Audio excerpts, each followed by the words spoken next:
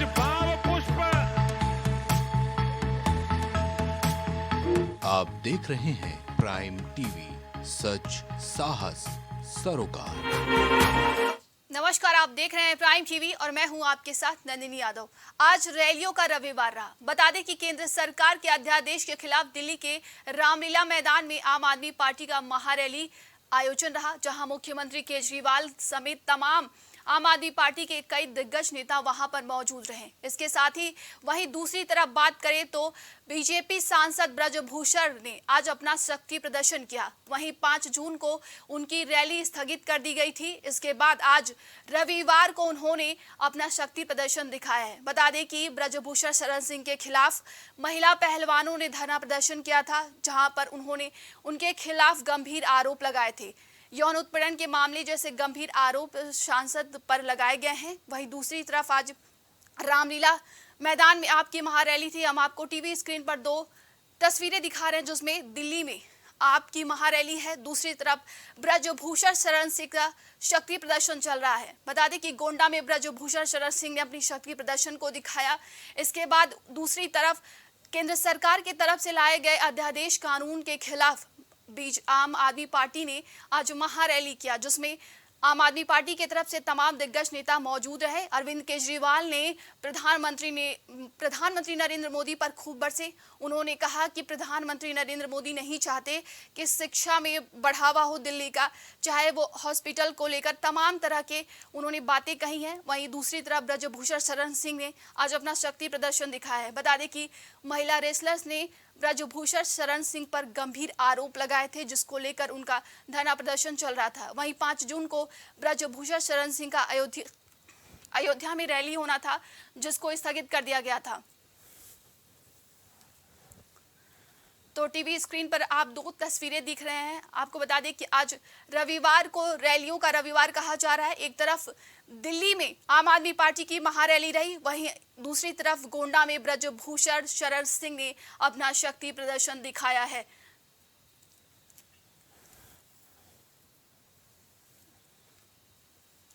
तो बता दें कि आज महारैलियों का रविवार रहा। रामलीला मैदान में एक तरफ आम आदमी पार्टी ने महारैली निकाली, तो वहीं दूसरी तरफ ब्रजभूषण शरण सिंह बीजेपी के सांसद पर जिस तरीके से महिला पहलवानों ने धरना प्रदर्शन किया था, इसी बीच 5 जून को उन्होंने अपनी शक्ति प्रदर्शन के लिए अयोध्या में महारैली का आह्वान किया था, लेकिन 5 जून की रैली को स्थगित कर दिया गया था। जिसके बाद आज यानी 11 जून को ब्रजभूषण शरण सिंह ने गोंडा में अपना शक्ति प्रदर्शन दिखाया है।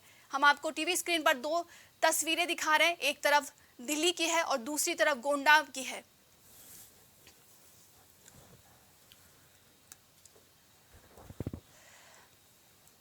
तो बता दें कि अध्यादेश कानून के खिलाफ जहां एक तरफ आम आदमी पार्टी ने आज महारैली में हुंकार भरी, केंद्र सरकार पर जमकर हमला बोला, तो वहीं दूसरी तरफ ब्रजभूषण शरण सिंह ने आज अपना शक्ति प्रदर्शन दिखाया है।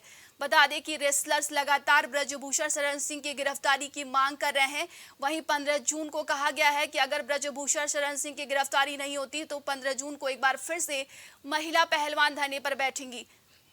ज्यादा जानकारी के लिए इस खबर पे हमारे साथ संवाददाता सुहानी जुड़ रही हैं और हमारे साथ संवाददाता विवेक शाही भी जुड़ रहे हैं।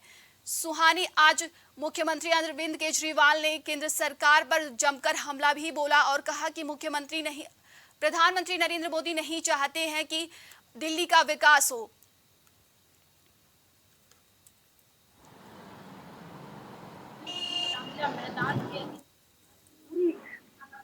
के जो नेता है, आपको बता दें कि आज महारैली जो है वो केंद्र सरकार के खिलाफ, अध्यादेश के खिलाफ आज महारैली आयोजन कर रहे हैं।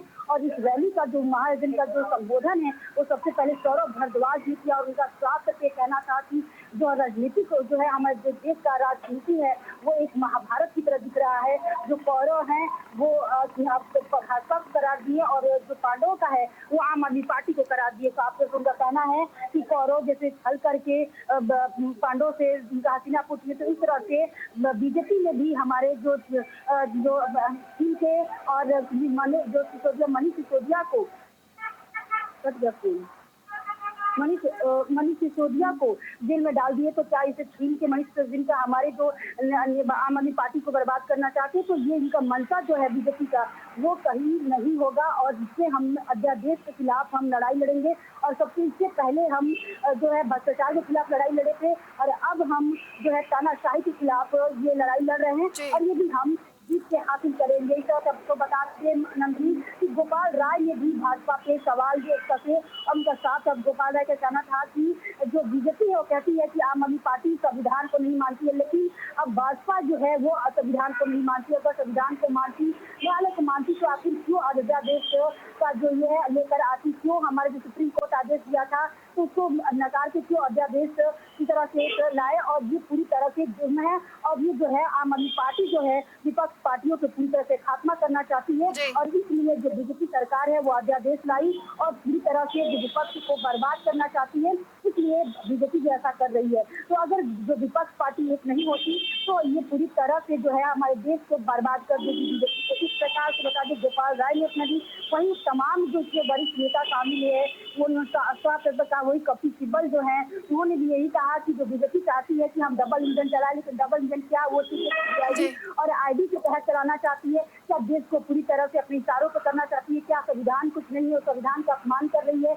महंगाई, बेरोजगारी, तमाम ऐसे जो सवाल है वो कपिल सिब्बल जो है वो महारैली में उठाए। पूरी तरह से जो है वो बीजेपी को तंज करते और इसकी तमाम खामियां जो है वो जनता को गिनाए। इस पर बता दिया। अब वही अरविंद केजरीवाल जो है मंच पे आए और उन्हें लगातार आते ही जो बीजेपी पर हमलावर करते नजर आए। उनका साफ कहना है कि जो प्रधानमंत्री मोदी जो चौथी बात है वो हमारे देश को बेच, क्या आपको लगता है कि जो हमारे देश को जो राजा है वो चौथी पास वो अच्छे से नहीं चला पा रहे, क्यों आगे चल के वो हमारे देश को अच्छे से चलाएंगे? तो वो जनता से अपील कर रहे हैं।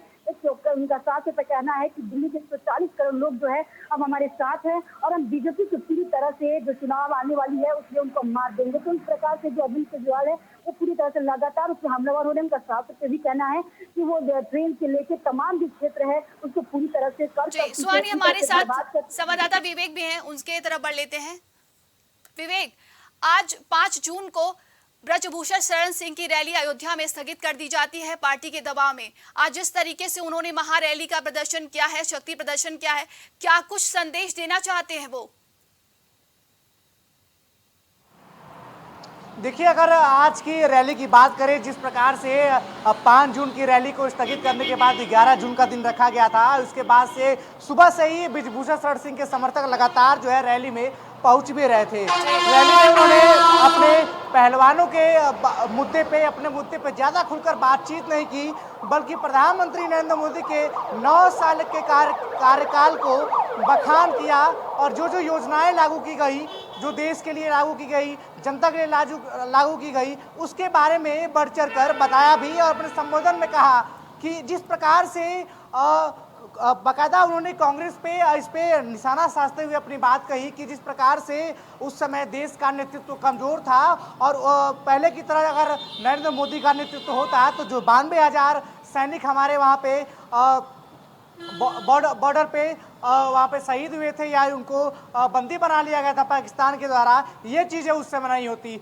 देश के पहले प्रधानमंत्री पंडित जवाहरलाल नेहरू पर भी जो है उन्होंने बात कही कि उस समय के चीज़ों को रिलेट करते हुए और आज की चीज़ों को रिलेट करते हुए उन्होंने कहा कि आज की स्थिति में प्रधानमंत्री नरेंद्र मोदी के कार्यकाल में ये देश काफ़ी मजबूत हुआ है, और वैश्विक स्तर पर अगर देखा जाए, ग्लोबल स्तर पर देखा जाए तो भारत की धाक और भारत की साख में काफ़ी मजबूती भी हुई है। जिस तरीके से ब्रजभूषण शरण सिंह ने अपने लेवल पर यह रैली आयोजित की गई थी, कहा जा रहा था कि कुछ ज़्यादा कुछ अपने इस संबोधन में पहलवानों को लेकर कुछ कह सकते हैं या अपने ऊपर जो आरोप लगाए हैं उस पर खुलकर बातचीत कर सकते हैं, लेकिन ऐसा कुछ देखने को नहीं मिला।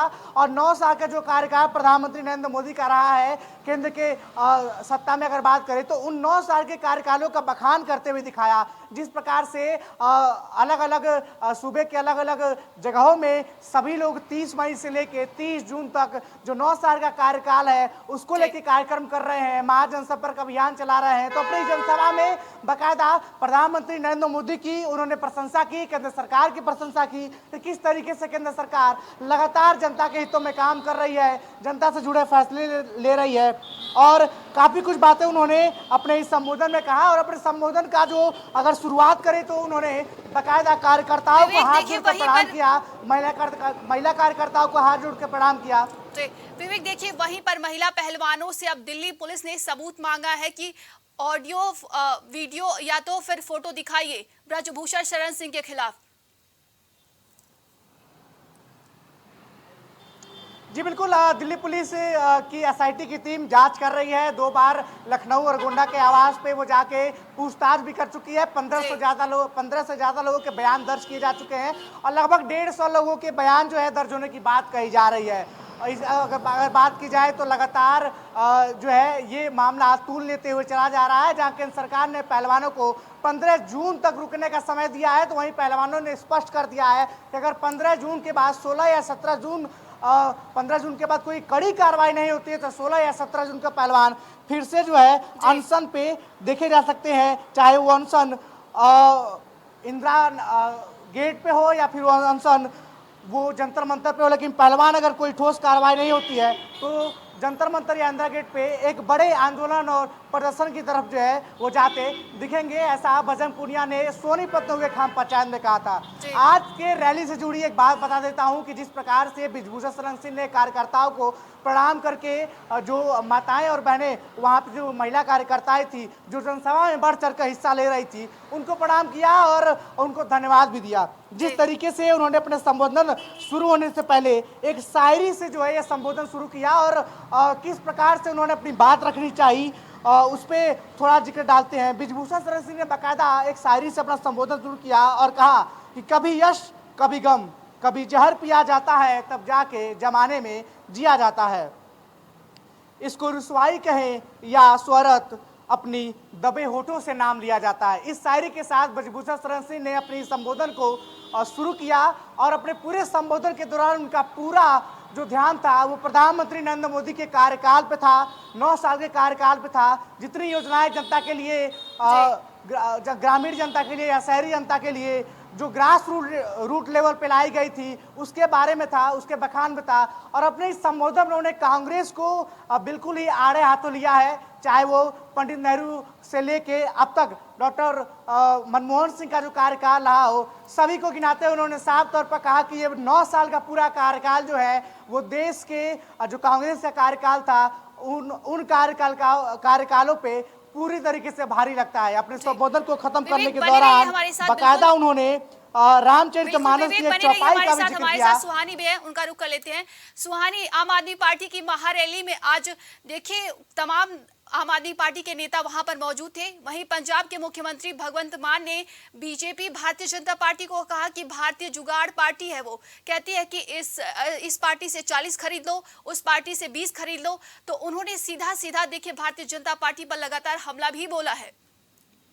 जी नंदिनी, आपको बता दें कि यहाँ पे जो महारैली हुई, तमाम इसमें वरिष्ठ जो नेता है आम आदमी पार्टी के यहाँ पे मौजूद हैं। वहीं आपको बता दें जो कि पंजाब के जो मुख्यमंत्री भगवंत मान सिंह है उन्होंने साफ तौर ये कहा है कि बीजेपी एक जुगाड़ू पार्टी है, वो अकेले भारत में अब जो देश में हमारे कुछ भी नहीं कर सकती है, कहीं भी जाती है तो जुगाड़ करके अपना जो सत्ता में वापस आना चाहती है और वो अकेले के दम पे आज तक कुछ भी हासिल नहीं किए। इस वजह से तमाम वो बयानबाजी कर रहे हैं। उन्होंने ये भी कहा कि यदि हमारे केजरीवाल जो है वो अगर सरकार जो अधिकारियों को दंडित नहीं करेंगे तो सरकार कैसी चलेगी। जिस तरह से हम दिल्ली में उनको बीजेपी को खदेड़ दिए थे, तमाम पूरे देश में बीजेपी को खदेड़ना चाहते हैं, पूरी तरह से उनके सरकार को गिराना चाहते हैं। इस प्रकार से जो है वो बीजेपी पर हमलावर हो रहे हैं और तमाम ऐसी बातें बोल रहे हैं। वहीं उन्होंने ये भी कहा कि ये जो हमारे जो मुख्यमंत्री जो है केजरीवाल से उनका प्यार है कि जो 42 डिग्री के इस भीषण गर्मी में 144 करोड़ जो दिल्ली के लोग हैं, तमाम विपक्ष पार्टी हैं, वो यहाँ पे मौजूद है और उनकी बात सुनने के लिए आती है। केजरीवाल जी का प्यार है जो कि लोगों को खींच के आ रही है और इसमें ऐसा होगा कि जो काम पूरे देश से हम अपने आज ये सरकार चलाएंगे। तो इस तरह से जो तमाम भगवत मान सिंह उन्होंने अपना बयान दिए। वहीं आपको बता दें कि संजय सिंह जो है उन्होंने ये कहा कि जो केंद्र सरकार है वो अध्यादेश लाके जो हमारे देश को हड़पना चाहती है, लोगों को हड़पना चाहती है और गरीबी की रेखा में जो लोग हैं को चाहती है कि ये तो इस प्रकार जो बीजेपी है वो पूरी तरह से जो गरीब को एक पूरे तो मार देना चाहती है और उसके उनके हक को छीनना चाहती है। अगर ऐसा होगा तो हम जो है अब बिल जो राज्यसभा में बिल पास नहीं होने देंगे। वो साफ से उनका कहना है कि राज्यसभा में जो है बिल पास नहीं होने देंगे अगर अध्यादेश को वापस नहीं लिया जाए। तो इस प्रकार से जो संजय सिंह जी ये बात बोल रहे हैं। और आपको बता दें कि लगातार जो हमारे जो दिल्ली के मुख्यमंत्री अरविंद केजरीवाल है वो पूरी तरह से कह रहे हैं कि जो बीजेपी है वो क्या चाहती है कि ईडी और सीबीआई की तरफ से पूरे देश में शासन आए, पूरे उस तरह से सरकार चलाए। क्या वो अपना मनमानी चाहती है? क्या बेरोजगारी, महंगाई और ऐसे जो हजार जैसे है इन सब चीजों से हमारा देश चलाना चाहती है? तो इस प्रकार से जो बयानबाजी है लगातार जो केजरीवाल देते जा रहे हैं। उनका कहना ये भी है कि जो हमारे जो प्रधानमंत्री हैं वो क्या अपने इशारों पर देश को चलाना चाहते हैं? क्या संविधान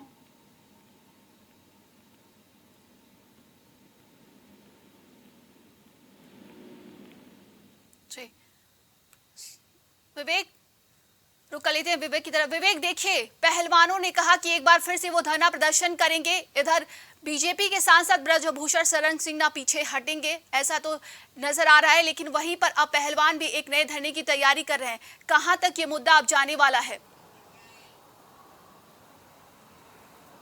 देखिए, अगर बात की जाए तो जिस प्रकार से सोनीपत में हुई खाप पंचायत में साक्षी मल्ली ने कहा कि पहलवानों को जो है वो डराया धमकाया जा रहा है, प्रदर्शन से पीछे हटने की बात की जा रही है। और साफ तौर पर बजरंग पुनिया ने कह दिया था कि जो केंद्र सरकार ने 15 जून तक का हमको समय दिया है, हम इसका इंतजार कर रहे हैं। अगर 15 जून के बाद कोई ठोस कार्रवाई ब्रजभूषण शरण सिंह के ऊपर नहीं होती है तो हम 16 या 17 जून से एक बहुत बड़े आंदोलन की तरफ रुख करेंगे और ये प्रदर्शन पहले से कहीं ज्यादा बड़ा होगा।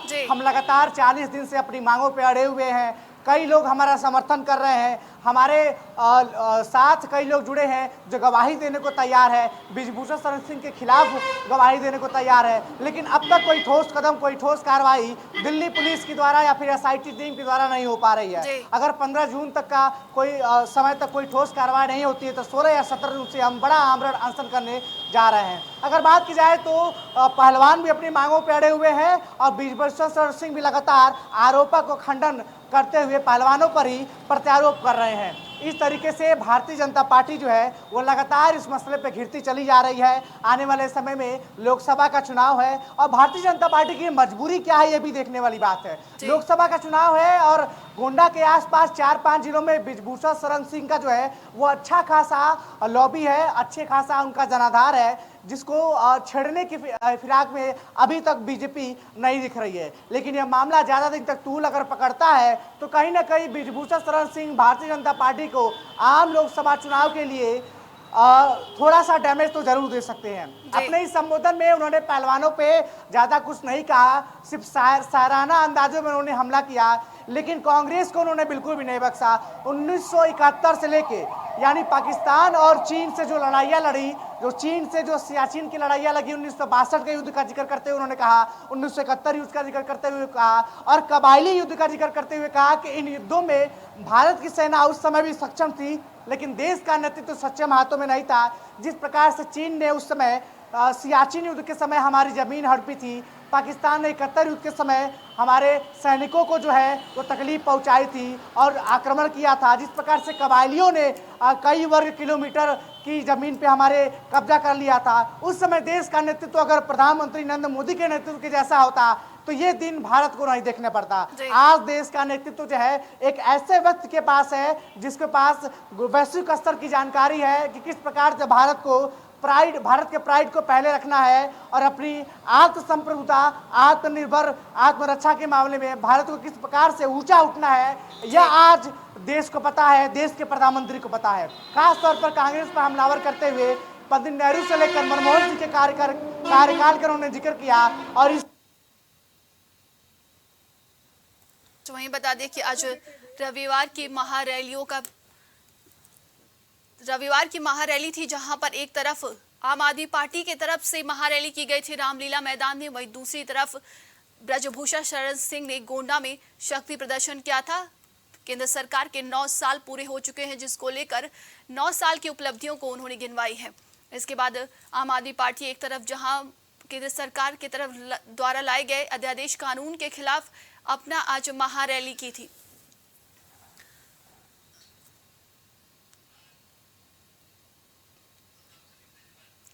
तो बहुत बहुत धन्यवाद आप सभी का तमाम जानकारी के लिए। वहीं आपको बता दें कि आज रविवार की महारैली में एक तरफ जहां आम आदमी पार्टी ने अपनी महारैली की थी रामलीला में, वहीं दूसरी तरफ गोंडा के सांसद ब्रजभूषण शरण सिंह ने अपना शक्ति प्रदर्शन दिखाया है।